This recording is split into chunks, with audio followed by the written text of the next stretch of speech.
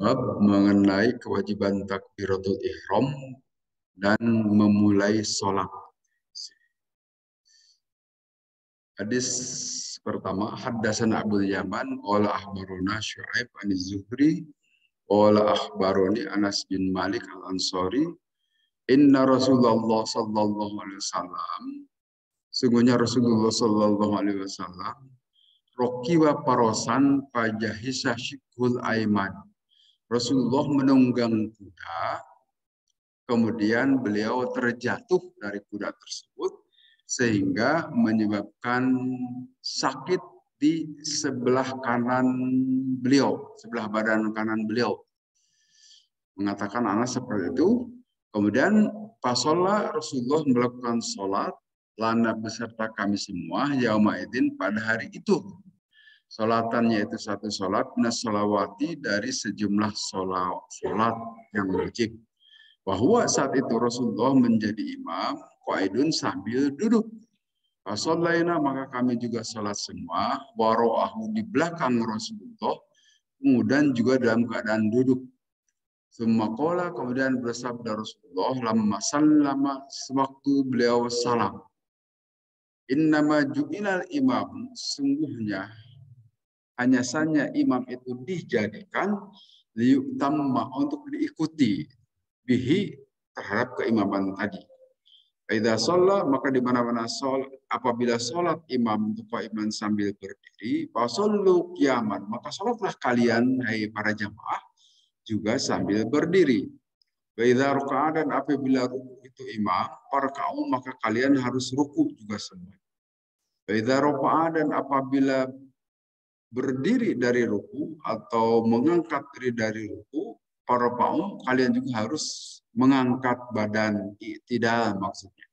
Wa idza sajada dan apabila sujud itu imam pas sujud maka kalian juga harus sujud.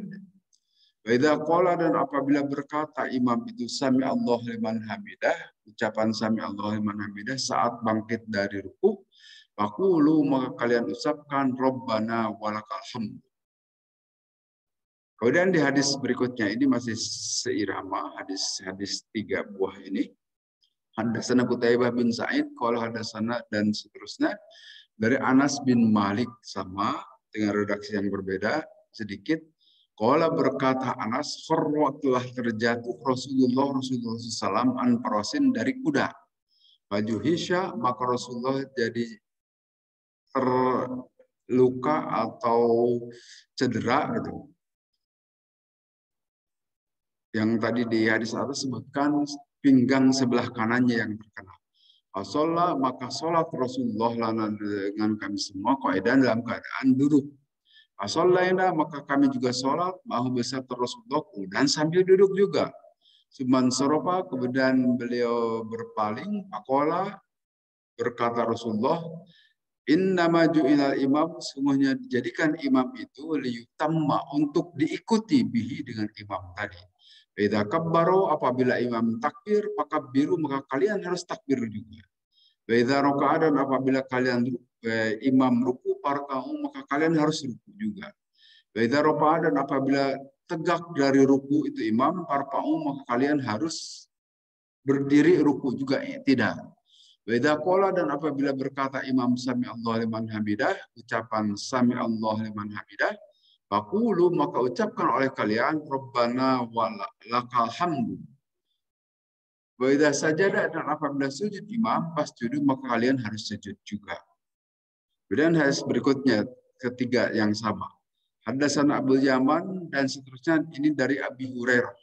Yang hadis di atas itu dari Anas bin Malik. Di sini Nabi SAW bersabda sama innama ju'ilal imam sungguhnya imam itu dijadikan liyutamba untuk diikuti bihi terhadap imam tadi. Beda kabbaro apabila takbir imam, fakabbiru maka kalian juga harus takbir semuanya. Beda roka'a dan apabila ruku itu imam, para kaum maka kalian harus ruku juga. Beda qala dan apabila berkata imam sami Allah liman hamidah, sami Allah liman hamidah, faqulu maka kalian harus mengucapkan Rabbana walakal hamd. Berbeda kalau di atas Rabbana lakal hamdu. Kalau di sini Rabbana walak, ada wawunya ini sedikit. Ini sedikit saja bedanya. Beda sajadah, dan apabila sujud imam pas judu maka harus sujud kalian. Beda sholat, dan apabila imam sholat jalisan sambil duduk, wasallu julusan ajma'un, maka kalian jamaah harus sholat duduk semuanya. Ini adalah 3 hadis yang sama senada terkait dengan tata cara berjamaah yang diajarkan oleh Nabi.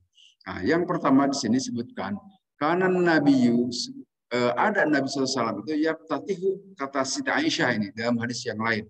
Yabtatihu salat Nabi takbir, memulai salat itu dengan membaca takbir, takbiratul ihram. Ini perlu kita ingat nih, membaca takbiratul ihram itu awal salat itu takbiratul ihram. Jadi pintu gerbang salat itu adalah takbiratul ihram. Nah, ini perlu saya tegaskan di sini. Mengapa? Karena ada pendapat bahwa kalau kita jadi masbuk, ya, kemudian ikut ke dalam satu jamaah, maka pada saat itu ikuti apa yang sedang dilakukan oleh imam. Kalau imam sedang duduk, kita ikut duduk tanpa takbiratul ihram. Nah, pendapat seperti itu menurut nanti penjelasan di bawah selanjutnya itu tidak boleh. Harus tetap takbir dahulu, takbiratul ihram, baru setelah itu ikut dulu apa yang dilakukan oleh imam. Tapi takbiratul ihram itu adalah pintu. Jadi mana mungkin kita masuk ke dalam satu ruangan tanpa melalui pintu. Nah, sholat itu pintunya takbiratul ihram. Sehingga apabila kita jadi masbuk, memang betul ada hadis yang mengatakan bahwa apabila kita jadi masbuk, ikuti apa yang sedang dilakukan oleh imam. Betul itu. Tetapi harus melalui takbiratul ihram dahulu.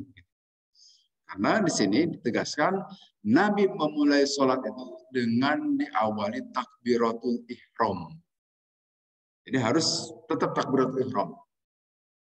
Nah, kemudian di dalam hadis yang lain dari Siti Aisyah juga, Babi hadis Aisyah ala ta'ayyudil abdi takbiri duna ghairihi min alfadz ta'dhim.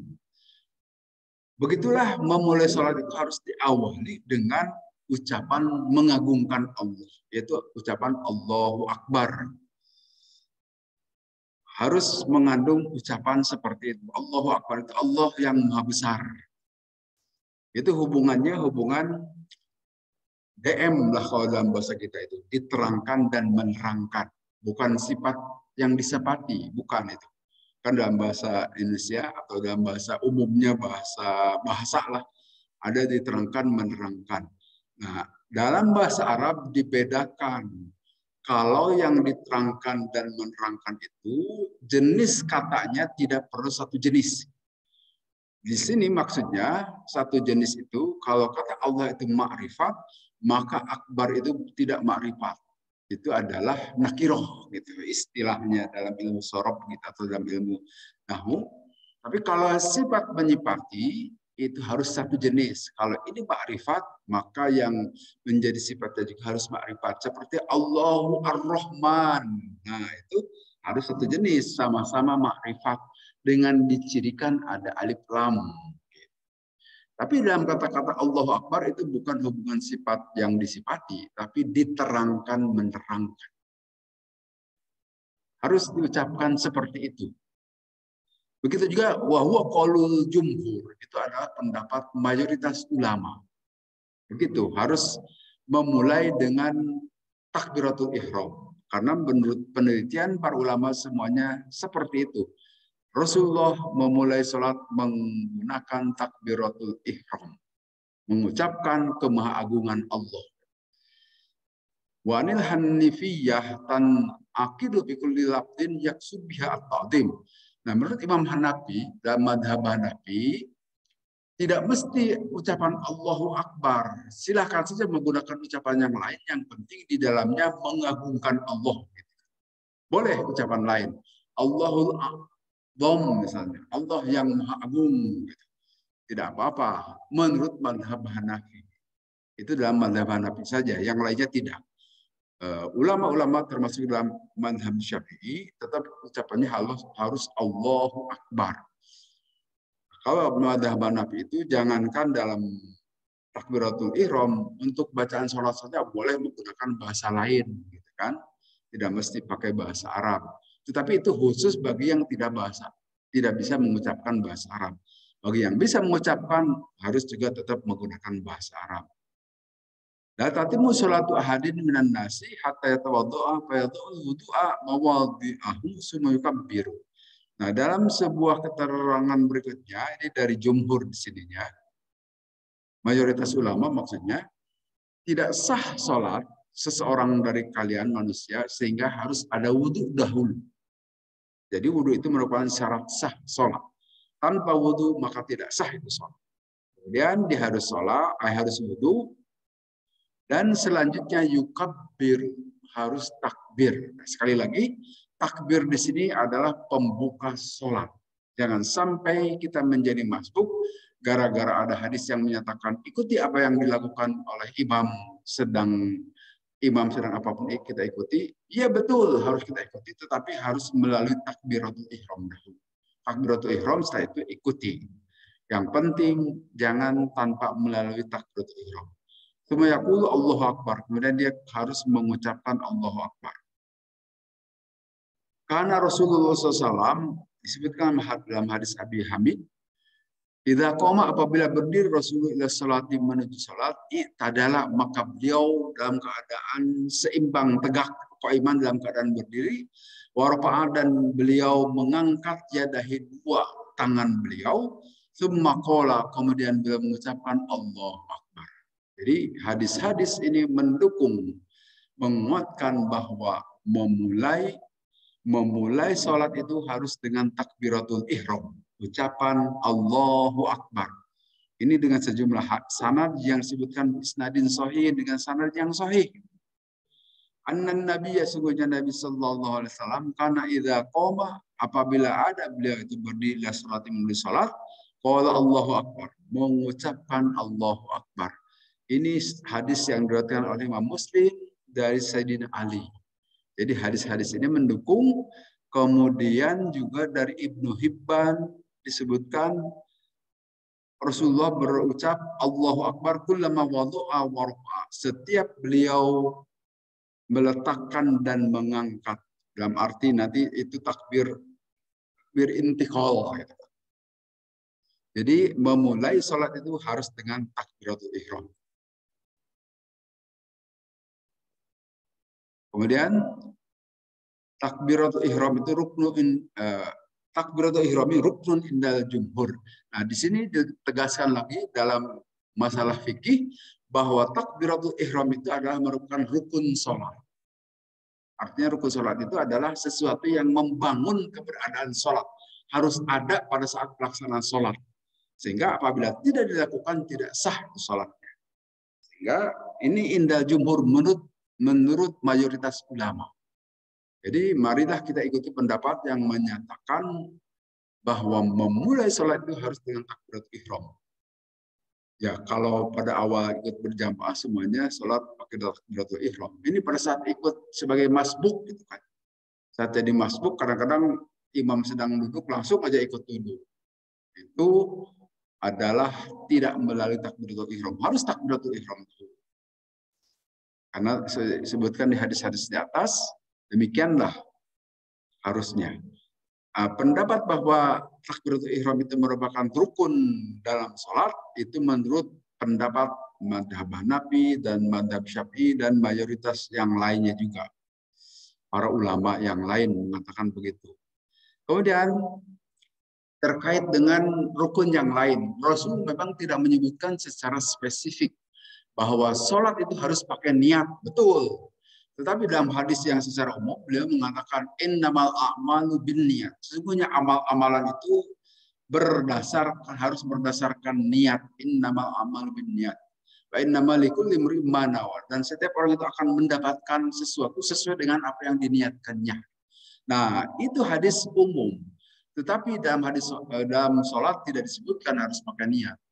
Nah, para ulama mengambil kesimpulan sholat juga tetap harus pakai niat di sini. Bahkan disebutkan di sini lam yahtalif fi ijabin niat bis sholat. Tidak ada perbedaan pendapat di antara para ulama bahwa niat pada memulai sholat itu adalah sesuatu yang wajib bahkan semuanya sepakat. Walaupun tidak ada hadisnya yang khusus mengucapkan sholat itu wajib diniati. Tetapi berdasarkan hadis umum bahwa segala sesuatu wajib menggunakan niat, maka berlaku juga untuk sholat. Dan sepakat para ulama. Nah, itu kapan niat? Waktu takbiratul ihram. Jadi pada saat takbiratul ihram itu ada 3 perbuatan di situ.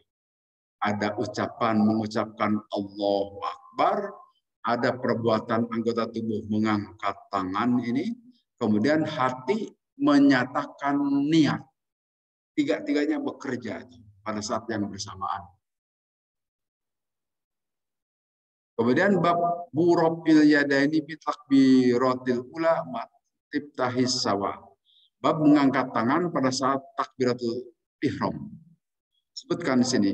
Hadasan Abdullah bin Muslimah an Malik dan seterusnya dari Salim bin Abdullah dari bapaknya.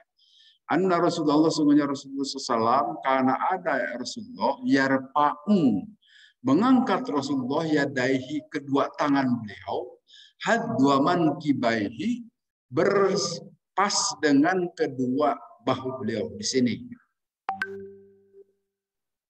Idza tataha apabila memulai beliau as-salat. Wa kabbaro dan apabila takbir Rasul lirruku untuk ruku. Jadi untuk ruku juga mengucapkan takbir.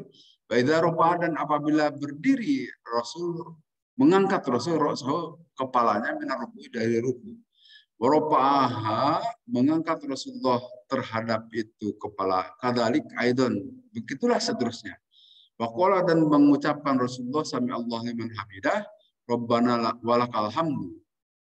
Ucapan sami Allah liman hamidah Rabbana walakal hamdu. Wa kana dan ada Rasulullah la yaf'alu tidak memperbuat Rasulullah dalika itu mengangkat tangan bis sujudi pada saat sujud. Tidak perlu diangkat waktu sujud. Kita sujud karena suka ada yang mengangkat tangan itu waktu sujud ya. Walaupun mengangkatnya tidak sampai atas hanya sedikit saja. Ternyata menurut hadis ini hadis Sahih Bukhari ini tidak melakukan seperti itu. Jadi pendapat itu nggak tahu dari siapa itu. Yang jelas dalam hadis Bukhari ini wakana dan ada Rasulullah aluh tidak memperbuat, tidak ada ngangkat tangan, kemudian tidak membaca bacaan tertentu pada sujud.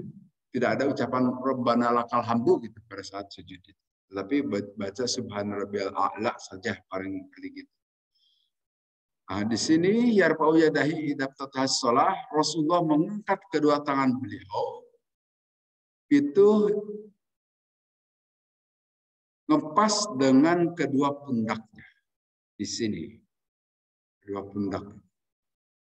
Tetapi jangan lupa nanti ada hadis lain juga yang menyatakan Rasulullah itu di sini yarfa'u yadahi idza tatahas shalata wa fi riwayat Syu'aib al-Atiyah yarfa'u yadahi hatta hina yukabbir.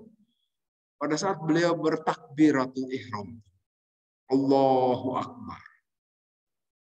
Tapi nanti ada hadis lain di bawah yang menyatakan Rasulullah juga mengangkat sampai ujung telinga gitu di sini. Jadi di sini pilihan silahkan mau mengangkat sampai di atas ini boleh, atau hadisnya ada juga mau di sini juga boleh, atau dikompromikan. Nanti dalam hadis lain dikompromikan. Jadi ujung tangan ini pas di telinga, sedangkan di bawah telapak tangan itu pas ini dua bahu. Allahu Akbar. Gitu. Jadi tidak perlu ada perbedaan pemahaman dalam arti perselisihan gitu. Silakan saja mau mengangkat tangan sampai di sini benar. Ini menurut hadis ini juga. Atau mau Allahu Akbar sampai telinga ini ujung-ujung ini di sini juga silakan. Atau yang ketiga ini hasil kompromi. Benar saja semuanya. Yang penting menghadap kiblat. Jangan begini. Karena suka ada yang begini kan ya. Allahu Akbar. Nah, ini mau salaman. Harus menghadap kiblat. Allahu Akbar. Nah, ini perlu diperhatikan ini oleh kita. Kadang suka menghadap begini. Harus begini menghadap kiblatnya. Harus menghadap kiblat. Nah, pada saat takbiratul ihram itu kita melakukan perbuatan 3 macam perbuatan sekaligus. Perbuatan anggota tubuh dalam arti ini mengangkat tangan, kemudian lisan mengucapkan Allahu Akbar dan hati menyatakan niat. Tiga-tiganya bekerja. Dan narob anafjil kibriya. Apa hikmah takbir itu adalah dalam rangka membesarkan Allah dan mengecilkan kita. Kita tidak ada apa-apanya makhluk itu. Tapi di sini untuk menghilangkan sifat kibriya. Nah, kadang-kadang kita dalam keseharian kan suka muncul sikap takabur itu kita itu ya. Ya manusia itu punya sifat ingin takabur, suka ingin sombong gitu. Ya wajar lah punya gitu. Itu manusiawi, dalam arti manusiawi itu dalam keadaan-keadaan tertentu kadang-kadang kita ingin memunculkan ego, merasa hebat, merasa punya kelebihan, merasa dan macam-macam.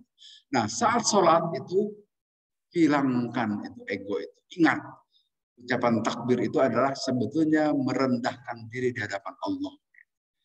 Begitu menurut pendapat ulama di sini, li'anna raf'a nafsu sifatil kibriyah. Sungguhnya waktu mengangkat tangan dengan mengucapkan takbiratul ihram itu menghilangkan sifat kibriya, takabur, an ghairillahi selain daripada Allah. Takbiru sedangkan takbir itu sebatul dzalik menetapkan kemahagungan itu hanyalah milik Allah. Allah saja yang maha agung. Al hikmatu piktironihima ayyaroha somma was. Nah, kemudian hikmah lain harus membarengkan ucapan takbiratul ihram dengan mengangkat tangan dan dengan niat itu dalam rangka supaya yang tuli bisa, tuli itu tidak mendengar ya, bisa mendengar, yang buta bisa yang tuli bisa melihat, yang buta bisa mendengar. Jadi tetap bisa ikut sholat berjamaah mereka semua juga dalam keadaan begitu. Kemudian Waqala Robi qultu Syafi'i ma makna rafi'il yadaini. Ditanyakan kepada Imam Rafi'i itu maksudnya. Imam Rafi'i bertanya kepada Imam Syafi'i, ma makna rafi'il yadaini? Apa makna mengangkat kedua tangan wahai Imam Syafi'i? Qala menjawab Imam Syafi'i, ta'zimullahi wa itba'i sunnati nabihi. Yang jelas adalah mengagungkan Allah dan mengikuti sunnah Nabi Sallallahu Alaihi Wasallam. Itu yang paling pas. Raf'ul yadaini min zinatis shalah. Sedangkan menurut di sini dari Ibnu Umar disebutkan mengangkat kedua tangan itu adalah bagian dari hiasan sholat. Pernak-pernik sholat. Kemudian lam yahtalifu, tidak ada perbedaan pendapat. Anna Rasulullah SAW yarfa'u yadahi idza tatas shalah. Beliau mengangkat kedua tangan pada saat memulai sholat. Ajma'ul ulama ala jawazi rafi'il yadaini inda iftitahis shalah. Memang qala bil wujuh. Nah, Rasulullah di sini sebutkan tidak ada perbedaan pendapat di antara para ulama, baik ulama ahli sunnah wal jamaah atau syiah atau apapun gitu kan, semuanya mengangkat tangan, tidak ada perbedaan pendapat. Tinggal nanti setelah mengangkat tangan mau diletakkan di mana tangan itu mulai ada perbedaan pendapat. Kalau di madhab Maliki atau di madhab Syiah itu biarkan saja di sini di bawah gitu kan. Di madhab lain disimpan di sini gitu kan. Itu ada beda-beda. Tetapi kalau mengangkat tangannya sama. Kalau kita sekarang kalau di Indonesia ya melihat ada yang suka di tangannya itu begini saja pada saat berdiri, itu Syiah biasanya. Tapi kalau di Mekah melihat begitu, bukan Syiah, itu pengikut mazhab Maliki. Yang kebanyakan adalah orang-orang Afrika seperti Tunis, Maroko, itu Afrika Utara. Itu dalam mazhab Maliki. Sama tidak sidaqah. Kalau mazhab Syafi'i itu sidaqah. Nah, ulama juga sepakat bahwa mengangkat tangan bahkan disebutkan wajib. Ya, nanti termasuk yang diwajibkan mengangkat tangan itu untuk memulai sholat karena tadi memiliki simbol itu sebagai simbol tadi mengagungkan Allah. Kalau kita menghormat kepada orang itu kan cukup dengan satu tangan saja. Di tentara itu begini. Tapi kalau ini ada mengagungkan Allah, dua tangan diangkat. Itu simbol kira-kira begitu. Kemudian babu raf'il yadaini idza kabbar. Bab mengangkat tangan apabila kita takbir, wa idza raka'a wa idza rafa'a. Apabila kita ruku dan apabila kita berdiri dari ruku. Haddatsana Muhammad bin Muqatil dan seterusnya dari Ibnu Umar. Itu saya melihat Rasulullah kepada Rasulullah SAW. Idza qama apabila berdiri Rasulullah disolati pada saat salat, rofa'a beliau mengangkat yadahi kedua tangan beliau hatta yakuna sehingga ada kedua tangan itu hadwaman kibaihi pas dengan kedua pundak beliau. Wakana dan ada yang melakukan Rasulullah dari hal seperti itu hina yukabbiru saat liruku untuk ruku juga. Jadi saat mau ruku kita juga angkat tangan sambil takbir Allahu Akbar. Karena Rasulullah juga begitu.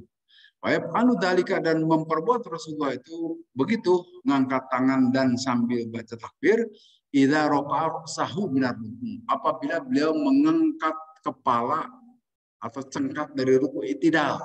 Saat itidal itu sami Allahu liman hamidah sambil diangkat tangan. Tapi itu ucapannya sami Allahu liman hamidah.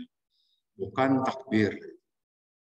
Babi qali sami Allah liman hamidah dengan ucapan sami Allah liman hamidah wala yaf'alu dzalika bisujud. Dan Rasulullah tidak melakukan hal seperti itu dalam keadaan sujud. Jadi saat sujud tidak perlu mengucapkan sami Allah liman hamidah, tidak perlu mengangkat tangan. Walaupun kita juga suka melihat ada orang yang suka mengangkat tangan saat sujud. Allah itu tidak tahu dari mana. Soalnya hadis-hadis sahih dari Imam Bukhari mengatakan balah sebaliknya, tidak melakukan itu, tidak perlu mengangkat tangan. Kemudian hadis berikutnya, haddatsana Ishaq al-Wasiti, qala haddatsana Khalid dan seterusnya dari Abi Kilabah. Annahu sebenarnya Abi Kilabah melihat Malik bin Al-Huwairis idza shalla apabila salat beliau kabbaro takbir, wa rafa'a yadayhi dan mengangkat kedua tangan beliau. Wa idza aroda dan apabila mau beliau ajarkan untuk melakukan ropa'a yadahi mengangkat kedua tangan. Jadi biasakan bagi kita waktu mau ruku itu angkat kedua tangan sambil takbir. Kemudian weda ropa'a dan juga demikian pada saat beliau cengkat ro'sahu mengangkat kepala beliau dari ruku. Ucapan sami Allah liman hamidah. Juga mengangkat kedua tangan. Ropa'a yadahi mengangkat kedua tangan. Haddasa dan bercerita itu sahabat tadi Malik bin Huwairis anna Rasulullah sebenarnya Rasulullah sonahakala. Rasulullah memperbuat hal seperti itu. Jadi perbuatan sahabat ini berdasarkan apa yang dilakukan oleh Nabi. Sehingga ini patut dipercaya. Karena nanti dalam madhab Ahlus Sunnah wal Jamaah semua sahabat itu adalah adil. Dan pengertian bisa diterima semua beritanya, tidak ada berita bohong. Nah, kalau mulai dilakukan penelitian itu dari tabi'in ke sini. Kalau sahabat itu beritanya benar. Sama seperti Malik bin Huwairis ini. Dia ini seorang sahabat, langsung dipercaya saja oleh kita. Bahwa Rasulullah memperbuat seperti itu. Toh di hadis lain juga begitu. Gitu. Yang bukan dari Malik bin Huwairis. Nah, itu dalam madhab Ahlus Sunnah wal Jamaah, kita meyakini semua sahabat itu adil. Dobit dan bisa dipercaya. Beda dalam madhab Syiah. Syiah itu semua sahabat itu dilaknat oleh mereka. Kecuali hanya 2-3 orang saja. Salman Al-Farisi, Abu Dar Al-Ghifari, sama Sayyidina Ali bin Abi Thalib, Sayyidina Hasan Hussein, barangkali yang dipercaya oleh Syiah. Yang lainnya itu dinyatakan kafir gitu. Keterlaluan. Bisa mungkin gitu. Nah, di sini kita mengikuti pendapat apa yang disebut oleh Malik bin Al-Huwairis. Jadi pada saat kita mau takbiratul ihram jelas ngangkat tangan, mau ruku juga ngangkat tangan, kemudian bangkit dari ruku juga angkat tangan, dan nanti berdiri dari tahiyat awal juga angkat tangan sambil Allahu Akbar ucapkan. Kemudian Wa idza kunna bi istihbabi jalsati istirahah lam yadulla hadzal lafzu ala nafi dzalika inda qiyam. Nah, ini kaitan dengan rakaat ketiga. Idza qama ila salisa aidan lam lakin biduni tasyahudin liqani ghair wajibin. Apakah juga perlu mengangkat tangan? Itu tidak kan. Tetapi bahwa akan duduk istirahat silahkan, boleh. Artinya setelah sujud kita boleh duduk sebentar, kemudian itu biasa dilakukan. Walaupun ini dilakukan oleh Rasulullah saat beliau sudah mulai badannya gemuk katanya begitu. Artinya pada saat beliau sudah mulai gemuk dan sudah mulai barangkali menua. Nah, beliau perlu istirahat dulu, boleh. Artinya pada saat masih segar, bugar, beliau tidak duduk istirahat, langsung saja berdiri. Jadi dalam hal ini pilihan saja bagi kita juga. Kalau kita merasa letih, silahkan duduk dahulu sebelum rakaat, setelah sujud di rakaat pertama, ataupun setelah sujud di rakaat ketiga, waktu mau berdiri. Silahkan duduk istirahat namanya, duduk istirahat. Atau mau langsung berdiri, kalau kita merasa segar bugar juga boleh saja. Karena begitulah yang dicontohkan oleh Rasulullah. Itu pilihan saja. Kemudian babun ayat yarfa'u yadahi. Di mana kita harus mengangkat kedua tangan? Ini masih berputar-putar dalam bab yang cerita yang sama hadisnya. Ini memang hadis diceritakan oleh Imam Bukhari sedetil-detilnya. Kelihatannya di dunia ini hanya Rasulullah saja yang diceritakan sampai detil-detil riwayat hidupnya. Pemimpin yang lain tidak ada ya, ceritakan bagaimana tata cara makan mereka, bagaimana tata cara mandi, kan tidak pernah. Pemimpin di dunia ini kecuali Rasulullah hanya satu orang. Ini yang disebut dengan hadis. Nah, di sini disebutkan haddatsan Abdul Yaman qala akhbarana dan seterusnya dari Abdullah bin Umar. Qala berkata Abdullah bin Umar, ra'aitu saya melihat Nabi sallallahu alaihi wasallam ibtataha memulai membuka salat takbiro dengan takbir disolati pada saat salat. Paropa'a maka mengangkat jadahi kedua tangan beliau hatta hina yukabbiru saat takbiratul ihram. Artinya takbir itu dan mengangkat tangan harus dibersamakan. Hatta yaj'alahuma sehingga hampir saja sama hadoman kibahi mengangkatnya sampai kedua pundak beliau. Beda kebaro dan juga beliau mengucapkan takbir lir ruku'i untuk ruku. Ini takbir intikal. Fa'alam islahu mengerjakan seperti itu, mengucapkan sama takbiratul ihram Allahu Akbar ucapannya, tetapi sebutannya beda. Kalau takbiratul ihram itu takbir untuk mengharamkan posisi kita yang bebas bicara, setelah takbiratul ihram itu tidak boleh lagi. Kalau takbir intikal itu takbir perpindahan dari satu gerakan ke gerakan yang lain. Baida qala dan apabila dan berkata Nabi sami Allahu liman hamidah, sami Allahu liman hamidah, fa'ala mislahu mengerjakan seumpama itu, wa qala dan mengatakan Nabi Rabbana walakal hamdu, ucapan Rabbana walakal hamdu. Wala yaf'alu dzalika hina yasjud. Nah, ini dari beberapa riwayat Rasul tidak mengerjakan hal seperti itu saat sujud. Tidak mengucapkan sami Allah liman hamidah dan juga tidak mengangkat tangan saat sujud. Walahina yarfa'u ra'sahu minas sujud dan tidak melakukan itu pada saat beliau mengangkat kepala dari sujud. Jadi sekali lagi tidak ada mengangkat tangan saat bangkit dari sujud. Kalau kita melihat itu tidak tahu dari mana.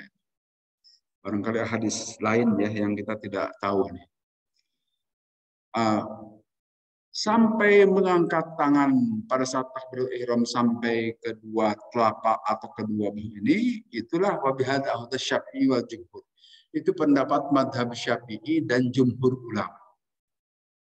Madhab Hanifiyah dan juga menghukumi madhab Hanafi hadis Malik bin Al-Huwairis al-Muqaddam dzikrahu inda Muslim.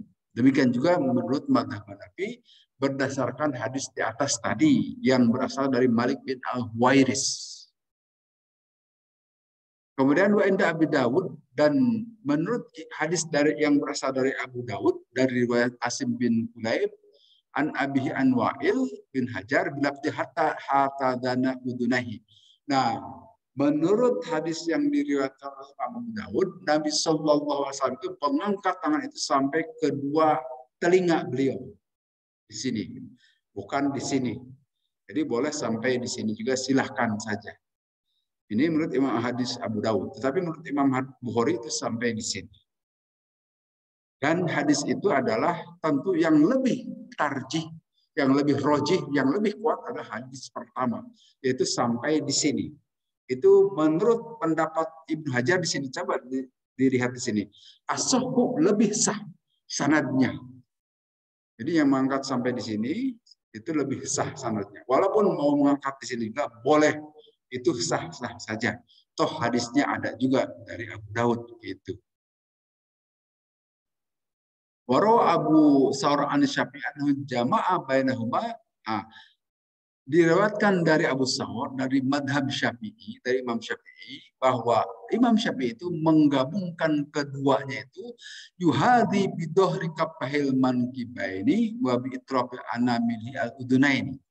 Nah, Imam Syafi'i itu menggabungkan kedua hadis ini, dikompromikan bahwa sampai kedua telapak tangan itu adalah ujung ini, yang bawahnya itu lepas di kedua telapak, kedua bahu ini. Tetapi ujung telinga ini persis di ujung telinga, ujung jari ini persis di ujung telinga gitu. Jadi di sini. Itu hasil kompromi mazhab Syafi'i itu, Pak. Jadi ada dua macam hadis dari Nabi itu di sini, silakan. Ini lebih sahih menurut Imam Ibnu Hajar Al-Asqalani. Padahal Imam Ibnu Hajar Al-Asqalani juga pengikut mazhab Syafi'i juga. Di sini atau mau di sini sama atau di sini menurut mazhab Syafi'i. Boleh tiga-tiganya juga, silahkan mana suka saja. Kemudian bab rukul yadaini idza qama min rak'ataini. Nah, ini bab mengangkat kedua tangan apabila kita berdiri dari rakaat kedua setelah tasyahud awal, itu maksudnya. Haddatsana Iyash dan seterusnya dari Ubaidullah bin dari Nafi. Inna Umar, sesungguhnya Ibnu Umar, karena ada Ibnu Umar, idza dakhala, apabila masuk Ibnu Umar di salati pada salat, kabbaro, beliau takbir, wa rafa'a yadayhi, dan beliau mengangkat kedua tangannya, wa idza raka'a, dan apabila ruku rafa'a, mengangkat juga kedua tangannya. Wa idza qala sami Allahu liman hamidah, rafa'a yadayhi, dan juga pada saat mengucapkan sami Allahu liman hamidah, mengangkat kedua tangannya dari ruku. Wa idza qoma, dan ini yang ketiga, dan apabila beliau berdiri min rak'ataini, dari dua rakaat pertama tasyahud awal, maksudnya kalau sholat maghrib, sholat isya, sholat duhur gitu, rupanya dahi juga mengangkat kedua tangan. Jadi angkat kedua tangan, Allahu Akbar. Dan mengangkat tangannya itu jangan berhenti dulu, langsung itu berdiri langsung angkat tangan saja. Jangan kadang berhenti dulu di sini kan. Nah, ini harus langsung diangkat saja. Warma dari ke Ibnu Umar ila Nabi sallallahu alaihi wasallam, dan hadis itu dimarfukan, artinya mencontoh dari apa yang dilakukan oleh Nabi sallallahu alaihi wasallam. Hadis sahih, ini jelas hadis Bukhari. Muhammad dan seterusnya. Artinya di sini minar raka'atain itu setelah dua rakaat itu ba'da tasyahud, setelah tasyahud, setelah tahiyat awal. Walahina yarfa'u ra'sahu minas sujud. Dan beliau tidak mengangkat saat mengangkat kepalanya dari sujud. Tidak mengangkat kedua tangan, ini ditegaskan berulang-ulang. Baidza qama min raka'ataini, artinya Nabi mengangkat kedua tangan setelah rakaat kedua. Saya kira umumnya kita begitu kan, sudah begitu semua di masjid ini. Mudah-mudahan pas. Jadi kita di sini kalibrasi. Artinya mengkalibrasi apa yang dilakukan oleh Nabi itu, alhamdulillah kita sudah dekat dengan apa yang dicontohkan oleh Nabi. Toh kita mengikuti shollu kama ra'aitumuni usolli. Salatlah kalian sebagaimana kalian tahu aku salat. Mudah-mudahan kita salat sudah mendekati tata cara Nabi. Umumnya di sini begitu di masjid kita ini kan, mau ruku takbir intiqal dan membaca Allahu Akbar, demikian juga bangkit dari ruku dan setelah tasyahud awal. Insya Allah sudah benar itu, Pak. Kemudian hadis berikutnya, Haddatsana Abdullah bin Mas'amah an Malik an Nabi Hizam an Sahal, karena ada nasu manusia maruna diperintahkan mereka itu ayat ar-rajul untuk meletakkan seseorang itu terhadap tangan kanan ala dirohi pada hasta al-usra yang kiri di sholat pada saat sholat. Wala Abu Hazim la a'lamu illa yamdi dalika. Saya tidak mendengar, tidak mengetahui kecuali meletakkan itu ilan Nabi terhadap Nabi SAW. Qala berkata Ismail yumna dalik walam yakul yanmi yunma gitu. Diletakkan wala yanmi dan tidak hanya seperti ini maksudnya pada saat kita berdiri. Nah, ini bisa diletakkan di sini di hasta tangan kanan itu, bisa juga diletakkan di atas ini. Jadi dua macam juga. Jadi boleh di sini atau mau di sini. Nah, masalah tempatnya di mana, apakah di dada atau di bujal atau di atas bujal, itu beda-beda juga. Ada yang suka di sini, itu dada, memang ada juga hadisnya. Berarti kalau di dada misalnya antara ini di atas ini kita meletakkan begitu. Tapi kalau yang di sini boleh meletakkannya itu di hasta. Ini hadis menyebutkan begitu. Diperintahkan orang-orang itu untuk meletakkan tangan kanan dengan catatan tangan kanan yang diletakkan, bukan begini. Itu tidak boleh. Ini tangan kanan yang di atas tangan kiri. Itu mau begini di atas hasta ini atau di atas ini telapak. Itu sama, boleh-boleh saja.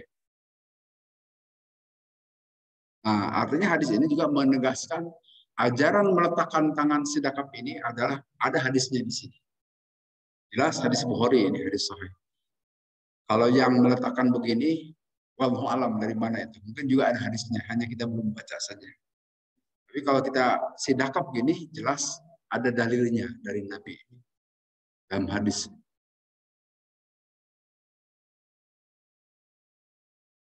Kemudian dua hadis terakhir. Haddatsana Ismail qala haddatsani Malik an Ibn dari Abi Hurairah. Anna Rasulullah semuanya Rasulullah SAW qala bersabda Rasulullah, hal tarauna, apakah kalian semua tahu kiblatnya terhadap kiblat hahuna yang di sini? Wallah demi Allah ma yakhfa, tidaklah tersembunyi alayak padaku ruku kalian wala husyukum, dan tidak juga tersembunyi kehusuan kalian semua.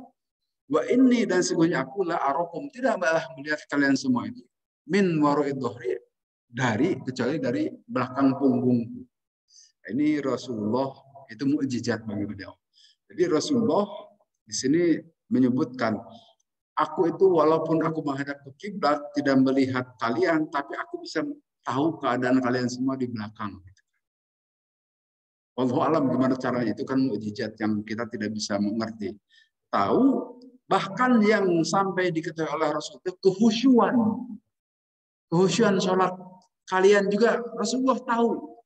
Apakah sambil culang cilum gitu, sambil ke mana itu itunya ingatannya Rasulullah tahu. Itu khusus untuk Rasul. Kalau imam di sini tidak akan tahu. Dan bagaimana sudah benarkah rukuknya, sujudnya juga Rasulullah tahu. Aku bisa mengetahui kalian itu miwaro itu dari belakang punggung.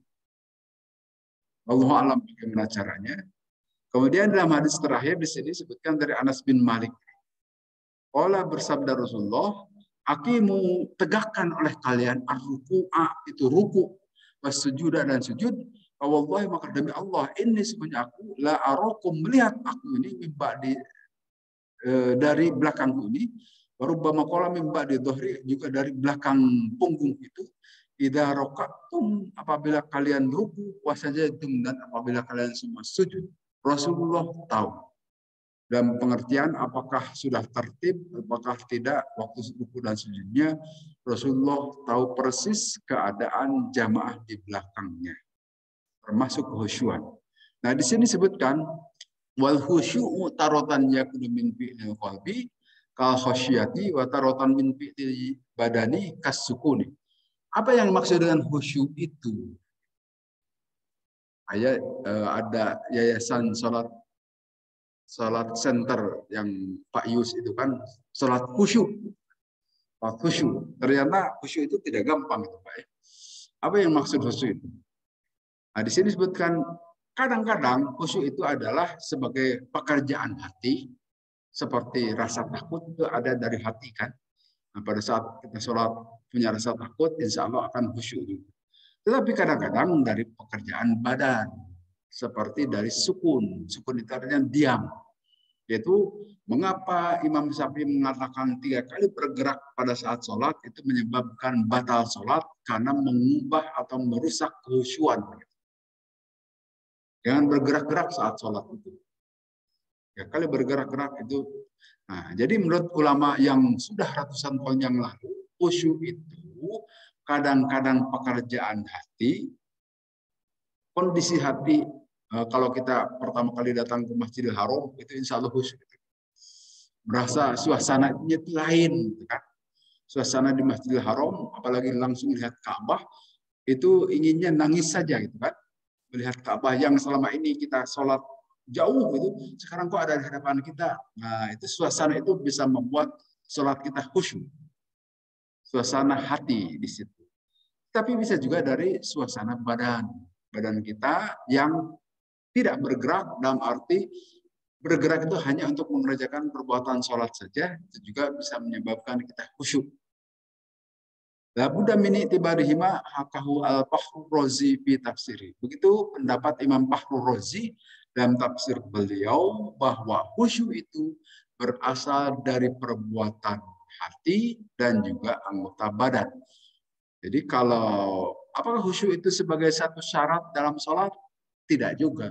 Toh ada sholat yang disyariatkan, sholat apa yang sambil bergerak itu syiddatul khauf. Dan sambil bahkan bisa sambil lari-lari gitu, mana mungkin sambil lari itu khusyuk kan? Tetapi dalam kondisi sholat, sehingga sholatnya tetap sah walaupun kita mungkin tidak khusyuk. Kalau sholat sambil lari-lari, sambil jalan dalam keadaan perang, dalam keadaan darurat, dalam keadaan bencana, tetap kita lakukan sholat, maka tetap sah itu sholat walaupun sambil jalan, sambil lari bahkan sekalipun. Kemudian di sini disebutkan sholat Rasulullah SAW, setelah sholat Rasulullah SAW pada satu hari, kemudian beliau berkata kepada, ya fulan, hal fulan, ala tuhsinu sholataka, apakah engkau sudah membaikkan sholatmu? Kemudian dalam hadis lain disebutkan, atimur ruku awas sujuda, sempurnakan oleh kalian ruku dan sujud. Aqimus sufufa, juga tegakkanlah, lurus dan rapatkan saf-saf kalian. Wafi ukhro, dan dalam hadis yang lain Rasulullah memberikan ajaran la tasbikuni birruku'i wala bisujudi. Jangan kalian mendahului aku dengan melakukan ruku maupun sujud. Jadi tip-tip yang disampaikan oleh Rasulullah ini adalah tip untuk supaya ruku secara anggota badan. Lakukan sholat itu dengan baik, sempurnakan ruku dan sujud. Nah, ruku yang sempurna itu yang membentuk sudut 90 derajat. Pada saat ruku kita itu membentuk 90 derajat. Kepala dan badan itu harus lurus. Usahakan jangan terlalu kepalanya terlalu berdiri atau terlalu tunduk, itu tidak benar. Apalagi ada yang rukunya cuma segitu, 120 derajat kali ya. Tidak sampai itu. Suka ada kalau sholat sunat saya lihat sering di sini. Asal saja kelihatan asal-asalan rukunya. Kecuali yang sholat duduk itu lain lagi kan. Kalau sholat duduk ya memang mungkin. Tapi kalau sholat biasa hendaknya usahakan selama tidak asam urat, selama tidak sakit, rukunya yang sempurna.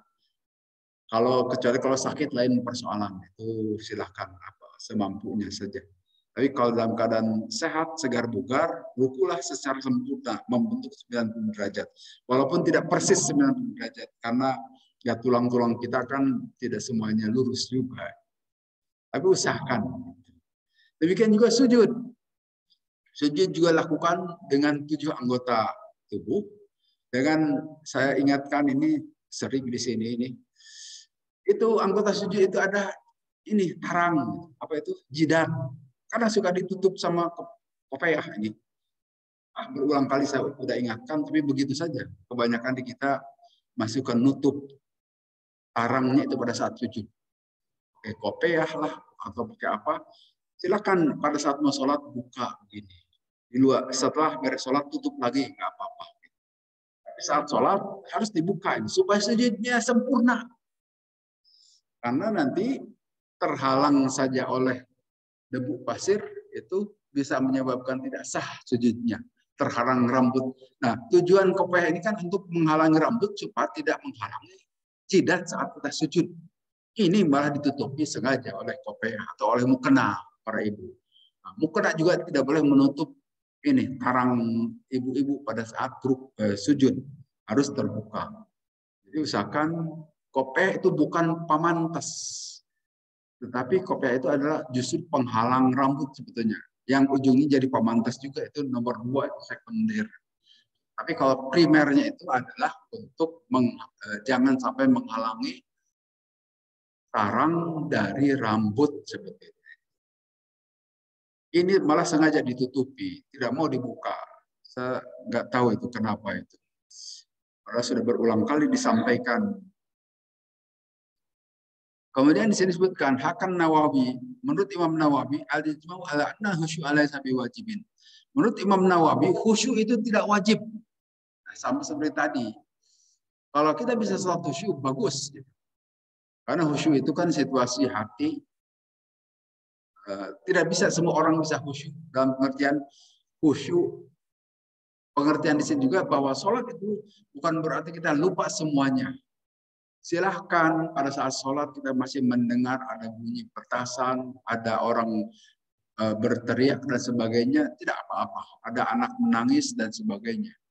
Boleh kita mendengar. Nabi juga begitu.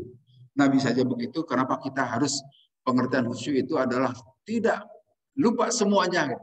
Itu lupa ingatan. Mana mungkin? Tidak mungkin. Gitu ya. Walaupun ada cerita Sayyidina Ali pada saat kena panah, itu kakinya itu, beliau mau dicabut panahnya, kata beliau nanti saja pada saat saya sholat, supaya tidak terasa. Nah, itu tentu lain cerita. Itu cerita-cerita sufi. Katanya. Kemudian pendapat ulama yang lain sebutkan dari Abi Jaid, qala an innal khusyu'a syaratun fi sihhatis shalah. Kalau menurut Abi Jaid itu, khusyuk itu adalah merupakan syarat dari sahnya sholat. Ya, artinya tetap pada saat sholat kita mengusahakan tidak boleh bergerak-gerak, tetap badan dalam posisi sukun, diam gitu.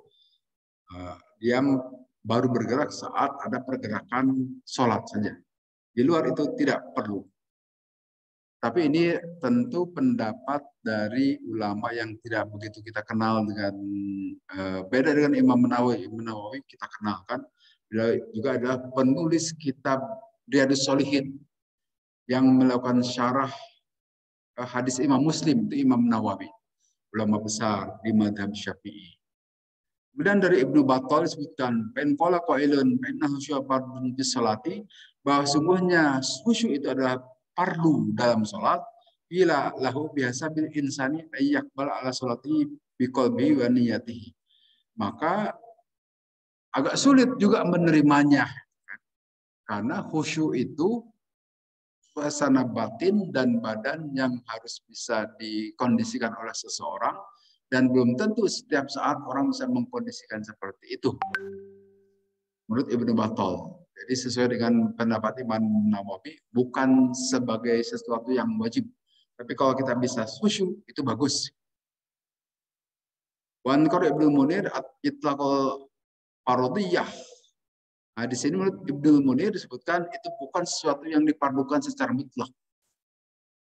Artinya mayoritas ulama menyatakan khusyuk itu bagus kalau bisa, tapi tidak pun tetap sah sholatnya secara fikih. As-shawabu anna adama khusyu'i tabi'un lima yadharu anhu minal athar. Yang benar itu adalah bukan keharusan khusyuk. Ketiadaan khusyuk juga tidak apa-apa. Kalau pada saat kita sholat tidak khusyuk. Tapi apabila bisa khusyuk, bagus. Kira-kira begitu barangkali untuk bahasan kita hari ini. Wallahu a'lam.